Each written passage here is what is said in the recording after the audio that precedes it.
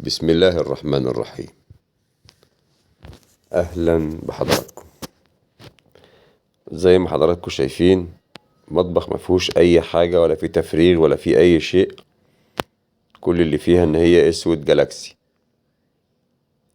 والأسود الجالاكسي دلوقتي بقت عملة نادرة، بقى تقريبا أغلى من الدهب، حرفيا أغلى من الدهب. سعر المتر بقى أغلى من الدهب، الأطوال يعني.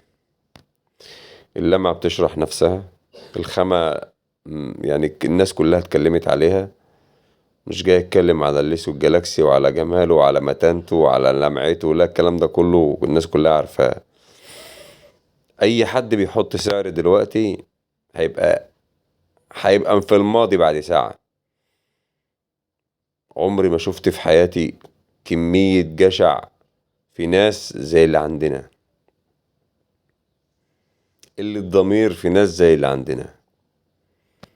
تجار مفيش رقيب عليهم غير أنفسهم المريضة. زي أي واحد ما بيشوفش شغله بما يرضي الله، زي أي واحد بيدخل قرش حرام لأهل بيته، زي اللي ما بيروحش شغله مثلا، ده بيدخل قرش حرام على أهل بيته. الترابيزتين دول بتوع نسيبي، وديتهم له.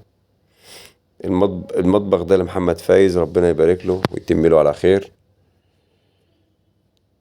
ورسالة لأي واحد بيحط أسعار حاليا: أسعارك قدمت، عشان التجار ليهم رأي تاني.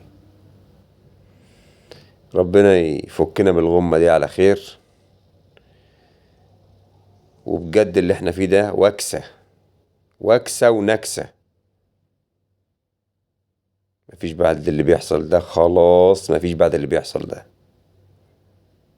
دمتم في أمان الله، والسلام عليكم ورحمة الله وبركاته.